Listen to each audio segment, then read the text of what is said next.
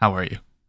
The Marvel Cinematic Universe is introducing the Fantastic Four within the coming years. We've seen Mr. Fantastic and Doctor Strange in the Multiverse of Madness, but he hasn't been very important to the overall MCU going forward. We've gotten a few Fantastic Four movies in the past, but none of them have been very good. Some of them have been downright terrible. It's fantastic. Yes, it is. People say that it's impossible to make a good Fantastic Four movie, but I think that that's just wrong.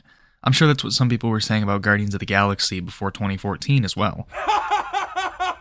The Fantastic Four is one of my favorite teams in all of comics. It's actually number 2, right under the Justice League.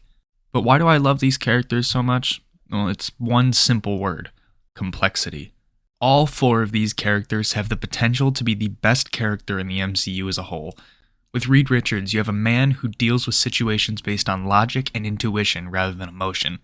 This can make him seem like a character who has no compassion for others or cares so little, when in reality, he cares more than anyone. He has the need to always be right because the last time he wasn't, it almost killed the people closest to him. He cherishes the small moments, whether that be hanging out with his best friend or helping raise his kids with his wife. He's always appreciative of the most overlooked aspects of life.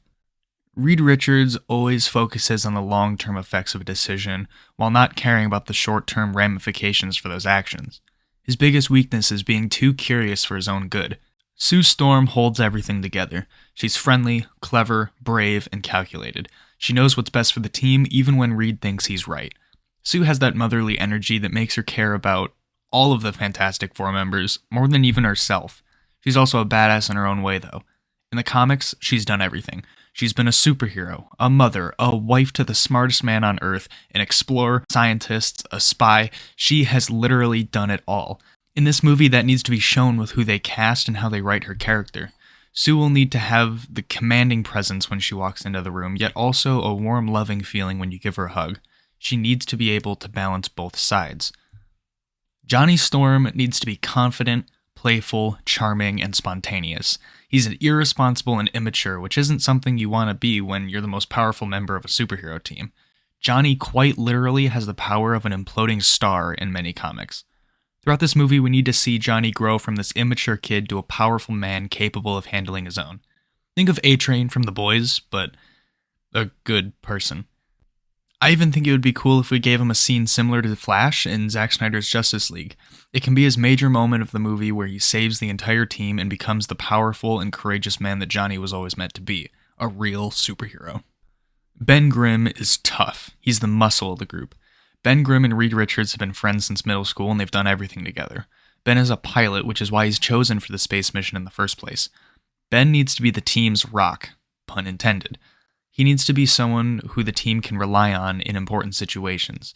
Ben grapples with his identity all the time, which is what makes him relatable to the audience.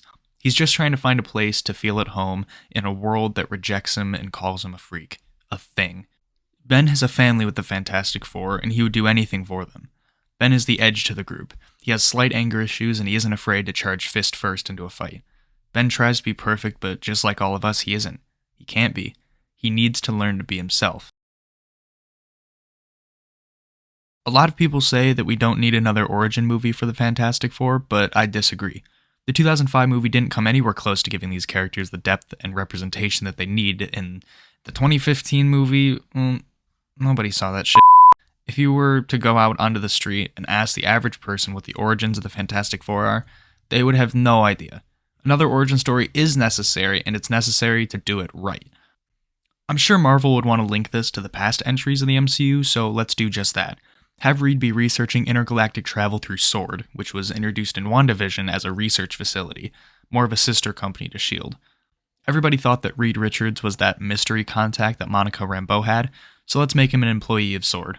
Sue can be working there too. She's on the same project as Reed and she's analyzing the route that the ship will be taking when she notices a cosmic storm. Reed uses this storm as his excuse to test out the new ship that he built.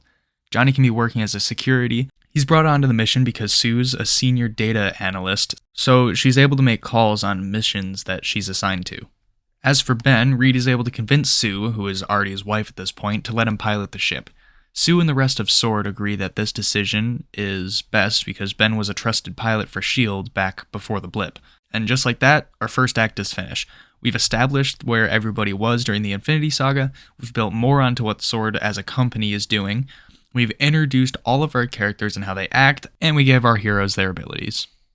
The villain of this movie needs to be somebody other than Doctor Doom. He's been the villain of every single Fantastic Four movie, and he hasn't even been correctly done once. Leave him alone for a while. I'm not saying don't ever use him, but let's wait until there's a better opportunity. The antagonist could be a Kang variant, but let's not do that here. I think that this will most likely be a villain that they use for the movie in reality, but I think that this wouldn't fit with a Fantastic Four origin story. So, I've narrowed it down to 3 options. First, Mole Man. This was the Fantastic Four's first villain, and he could be a very interesting character to use if he's, written well. However, I've decided not to use him here because I want this to be a more cosmic, interdimensional based movie, like the best of the Fantastic Four comics, so Mole Man's out. Second, if we're sticking with the cosmic based enemies, what about Galactus? I think that this would be a great choice, actually. With Galactus, we could also introduce Silver Surfer, and they could both play important roles in Avengers Secret Wars. One problem, though. They were already used in previous Fantastic Four movies. I want to try to avoid the overlap. Granted, this Galactus wouldn't be a cloud, so it's not super similar, but it's still Galactus and Silver Surfer, so they're out. And now for the villain that I've actually decided to go with for this movie, Super Skrull. Super Skrull is the perfect threat for this movie. He is cosmic-based, Skrulls are already established in the MCU with Captain Marvel back in 2019, and they're about to be even more prevalent with Secret Invasion coming out this year. This movie could springboard off of that series. At the end of Secret Invasion, we could see the Skrulls as a whole be divided. Half of the Skrulls want to side with the humans and choose the peaceful route, but the other half would want to destroy Earth for whatever the hell happens in that show that causes tension between humans and Skrulls. Kl'rt would be a Skrull that's impacted by the Secret Invasion series heavily. I'm not sure exactly what happens to him because the series isn't out yet, but he wouldn't be happy with the outcome of the series. I imagine the Skrull race would be severely weakened and torn in half by the end. So, Kl'rt would take on the name Super Skrull to try and unify the Skrulls once more, but as a more murderous and vengeful species. He would run the Skrulls as a warmongering dictator, a vicious leader only set on the extinction of humans. Obviously, the Fantastic Four wouldn't be a huge fan of this. We can also say something about Reed and Sue knowing about the Skrulls and the Secret Invasion because of their positions at S.W.O.R.D. I want Super Skrull to be the team's biggest challenge, not only as a physical threat by using the combined powers of all 4 members, but also intellect. I want Super Skrull to challenge Reed to his intelligence. I want Super Skrull to really push the knife in deeper and fill him with guilt for the accident. I want him to use Sue's compassion for her family against her. I want him to torment Johnny and place a rather comedic character into a mature life or death situation. I want him to show Ben that he's always been nothing, ugly to the world. The accident only made Ben more of who he really is. Although he is technically right, Ben did become more of who he was. A lover, not a fighter, and someone who has the ability to protect those that he cares for, now more than ever. I want Super Skrull to push the family to the brink of collapse. We could see a great scene with huge space battles. We can get a scene where the Fantastic Four need to infiltrate a Skrull ship, so Sue uses her abilities to become a spy. We can have Johnny mess up this mission with his hot-headedness, once again, pun intended. He can get captured and tortured by the Skrulls after that. This can be where Super Skrull begins taking their abilities. Kl'rt keeps Johnny hostage and duplicates his powers for himself. Then, the rest of the team need to stage a prison break to rescue Johnny. While they try and save Sue's brother, they're all captured. Kl'rt then uses this opportunity to duplicate everybody's abilities. This would bring us to the end of Act 2. The third act can be the team breaking out of the ship. They fight throughout waves of Skrulls while they have to use their newfound teamwork that they've grown to use throughout the movie in order to survive. We can see the team using their powers with cool combos and things like that, really show people how cool the Fantastic Four can be. I think it'd be cool to show how reluctant everybody is at first to work together. Reed and Sue would have tension put on their marriage after the accident, with Reed putting all the blame on himself and causing him to overanalyze every situation, which in turn makes him almost neglectful towards Sue. We can see the bickering between Johnny and Ben, both of them trying to be the biggest personalities in the room. Ben can blame Reed for what happened to him, which only sinks Reed further into his hole. Johnny can resent Sue for bringing him on the ship. But after the events of the movie, everybody can learn to accept one another for who they are and what they've all become. They learn to embrace their new abilities and choose to use them in order to help others in ways that they couldn't before. I guess a good way to do that is to stop another Skrull invasion and the extinction of the human race. I know people are sick of high stakes in the MCU, but with a team like the Fantastic Four, you can't have low stakes. That's like having the Justice League deal with a leak in the plumbing of the Hall of Justice. I don't know. It just doesn't make sense. And in order for people to get on board with the more incredible team, they really need to emphasize how big and important these characters can be.